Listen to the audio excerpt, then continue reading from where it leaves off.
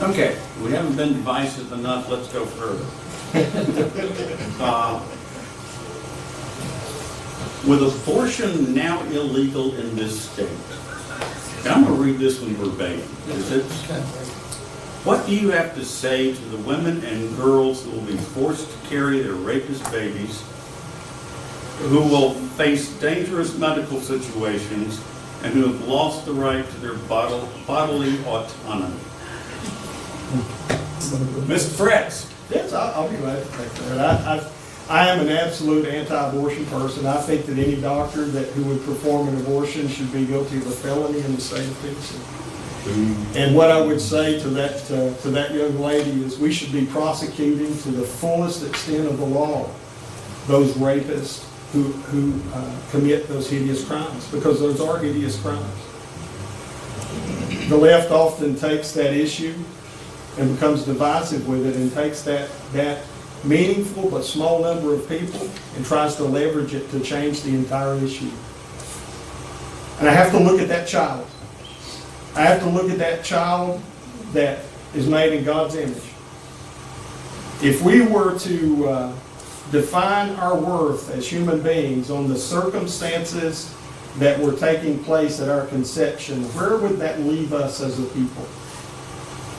Where would it leave us as moms and dads and grandparents if we decided that we were going to assign your value or my value based solely on the circumstances, however good or hideous, of our conception? So I have to look at that child. And I have to look at that child who I believe at conception is created in God's own image. And that child that God has plans for them, to prosper them. In these years since Roe v. Wade, how many Martin Luther Kings, how many cancer doctors, how many great leaders have we executed because of that hideous decision in 1972 that we started carrying out in 1973. So I will not apologize for my position on that. I would gladly hold the hands of that young lady that this hideous thing has happened to. I'll pray with her, and we should care for her and care for that child through the entirety of its life. But we should never condone the murder of innocent children in any circumstance in the state of Texas.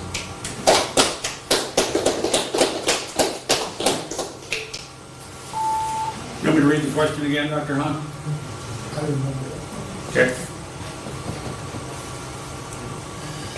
So my personal belief about abortion is irrelevant. What is relevant is my opinion about the law. And the law has three fatal traits. Number one, it violates personal liberties. Number two, it's an assault on religious freedom. And number three is it's illogical and it doesn't work. Number one, fundamental principle of American medicine is that a competent adult has the final say on what happens to his or her body. And the law accepts that, except when that young lady over there gets pregnant. She loses her autonomy. Now, she may not worry because once she delivers, she gets it back. Really? That's hypocrisy writ large. And there's not enough lipstick in this audience to paint that pig pretty. Number two, it violates religious freedom. I have in front of me a chart with 19 religions that are practiced in this country. It is divided into 4 segments. On the far right are those religions that Mr. Fritz so eloquently spoke about. The next group are those that allow abortion in limited circumstances. The next group are those that say it is the woman's choice. The last group are those that have yet to make a public declaration as to where their religion stands. What this law does, having been written by the most extreme of these religions, is to say to the practitioners of every other religion that in this crisis of your life, you cannot use your religious principles to guide your decision-making. Because if you do, you're a criminal. That's a sir. violation of religious freedom. Time, sir. I will complete it at the next question.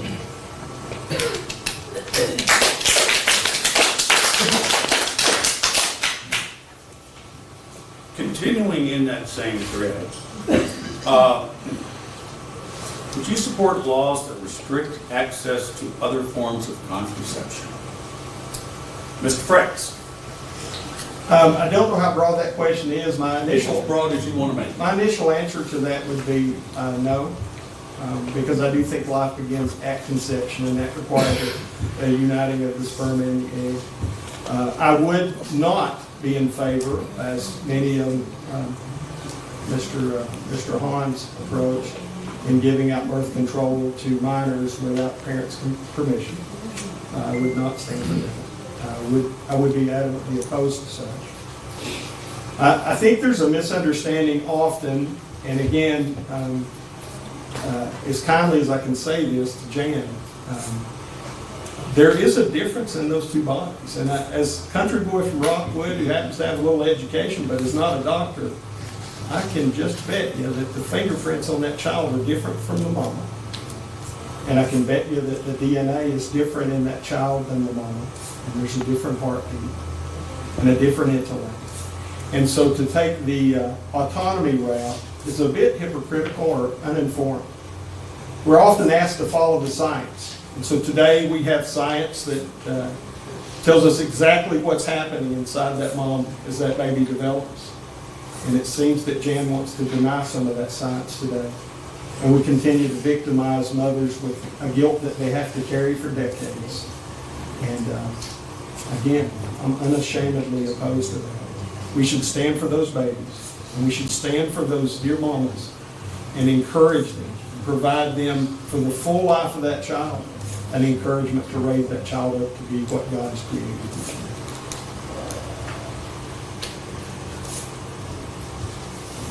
Thank you, sir.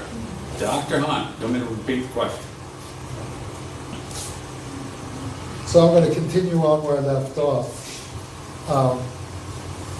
So I said that the law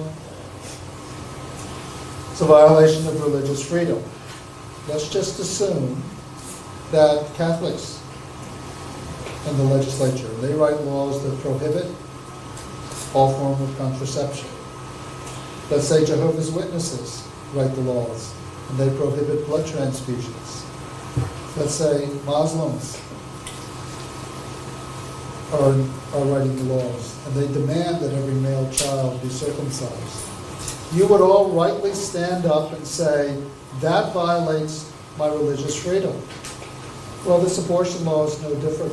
This just happens to be written by a group of people who believe that because life begins at the moment of conception, any interruption of it is murder.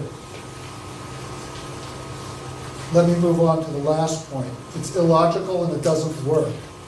If I'm going to build a bridge across the Tennessee River, I'm not going to ask an English teacher to build it. If I'm going to write a contract, I don't ask a plumber to write the contract. I ask a lawyer who's skilled in contract negotiations. Having an abortion is a difficult question that the woman wrestles with. I have been in those exam rooms where I've been struggling with the woman to figure out the best way forward. You need to leave it in the hands of the woman and the physician she is asked to help her. That physician has had 8 years at a minimum of professional training.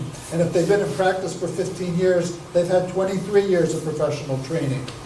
When you ask shopkeepers, insurance salesmen, and lawyers to write laws that govern the practice of medicine, you're going to end up with chaos, confusion, and misery. And we see it in spades right now. Thank you, sir. Okay, we're just gonna keep going down this hole. What's your opinion about same-sex marriage in the state of Tennessee? Mr. Fritz.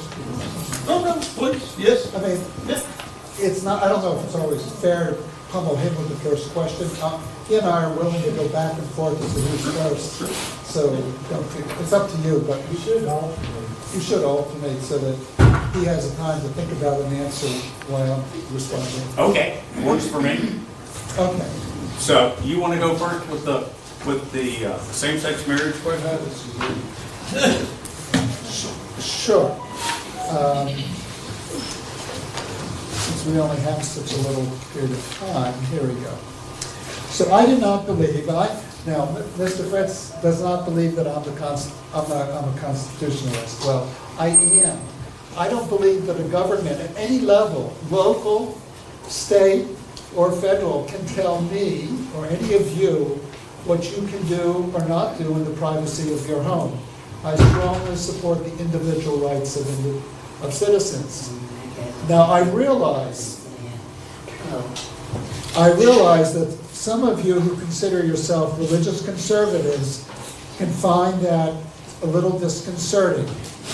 You have the uncontestable right to practice your faith according to the tenets of your religion. I respect and will defend your right to do so.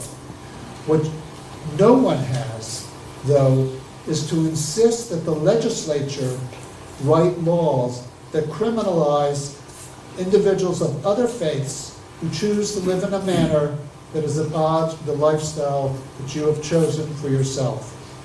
This country is not a theocracy. It is a secular constitutional republic. We are not Afghanistan, we're not Iran, we're not Pakistan. And this is where Mr. Fritz and I disagree, because he has no difficulty insisting that those who are different from him and his friends bend their knee to his directives. He is a theocrat, make no bones about it. I'm a constitutionalist.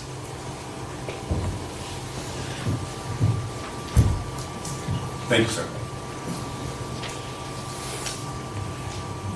Okay, you're going to take me a minute to adjust. Mr. Fritz, your opinion about same-sex marriage in Tennessee? I think in Tennessee and anywhere in the United States, we have had some Supreme Court decisions over time, and that's resulted in the issue of same-sex marriage in America, where the decisions were dreadfully wrong. We simply only have to look back at Dred Scott to see one of the early versions of that, where the court made a horrible decision that was unconstitutional and wrong. What we did with this same-sex marriage, the court did, was that they redefined something that only God has given permission to define. And so that's the crux of the issue that I have with it. We are not given permission to redefine those types of things. The left often, whether they try to fit into some pseudo-constitutional perspective or whatever, tries to redefine those concepts that are very clear. And this is one of them. Marriage is, by definition, between a man and a woman. It's just that simply clear. It defies nature to assume that it is designed, created, or intended that two men would marry. They can't procreate. We live in a day when we have a Supreme Court justice now who can't determine what a woman is. Many in the Democrat Party can't today. We should all laugh at that. That's some of the most foolish language. We found ourselves in a slide because we have abandoned moral absolutes. That we today can no longer tell if a little boy is a little boy or a little girl is a little girl. We perform hideous surgeries and misfigure children because we have lost moral absolute in this nation. I'll get preachy for my last 10 seconds. We should repent, folks, before a holy God, because we will stand in front of that holy God as individuals in this great nation, this land of the free, for these horrible decisions that we made. Thank you, sir. You going to do the swap? This is a great question. What are you doing? Yes.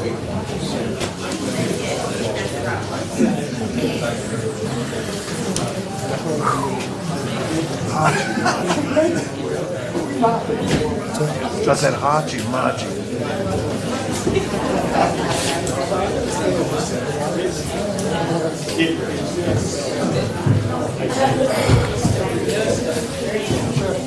Thank you.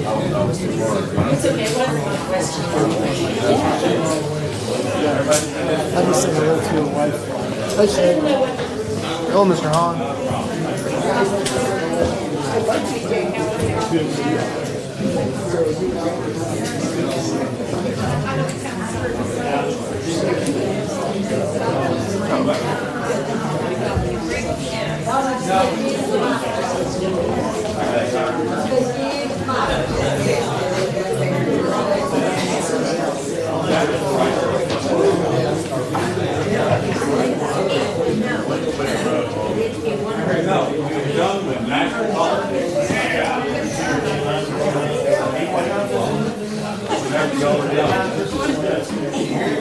Huh?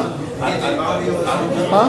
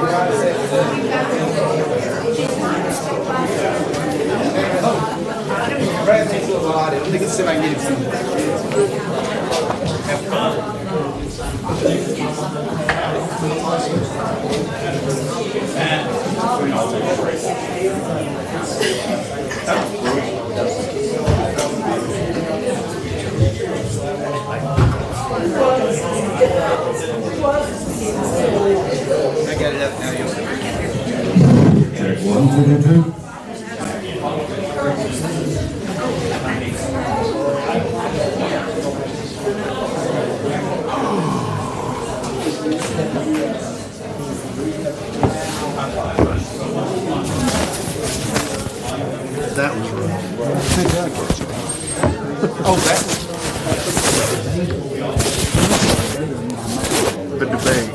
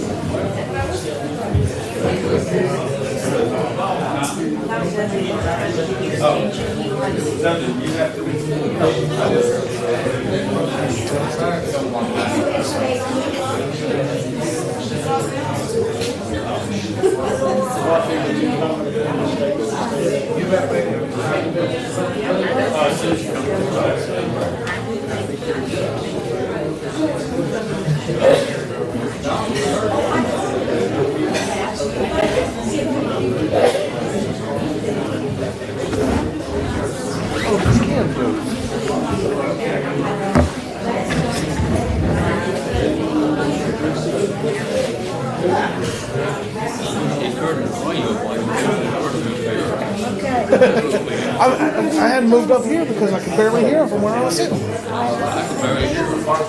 have it over 4 out of 5.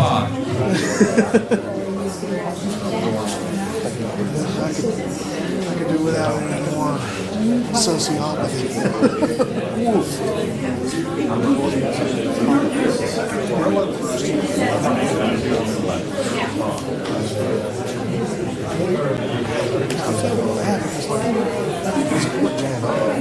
I agree with him on almost everything he said. But he talks and he's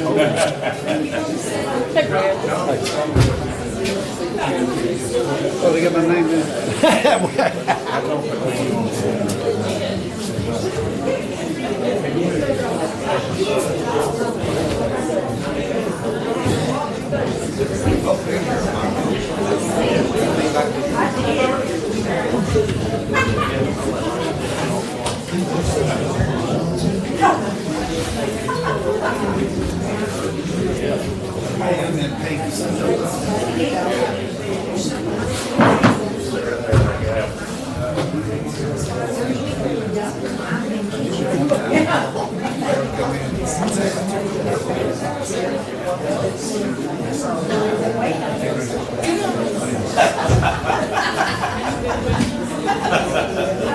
You're having us back.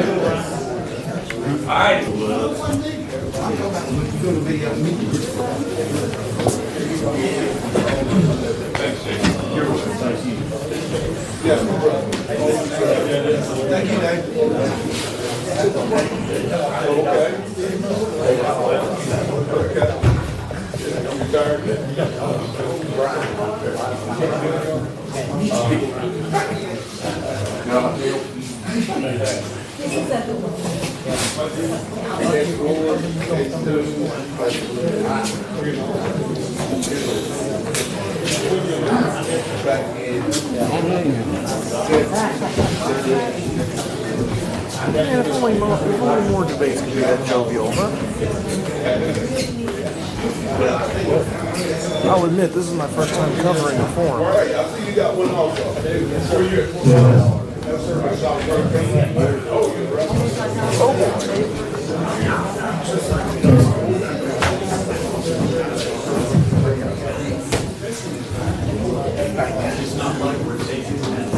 I know, but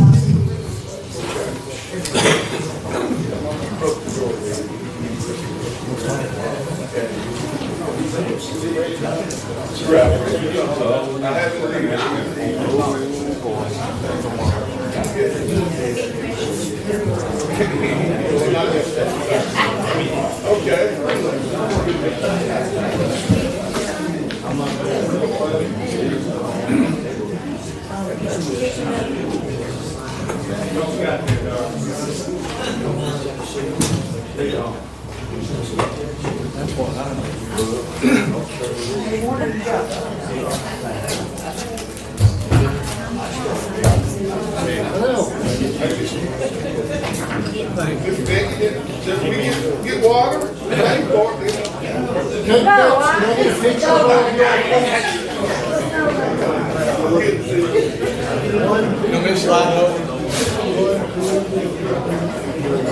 Thank you.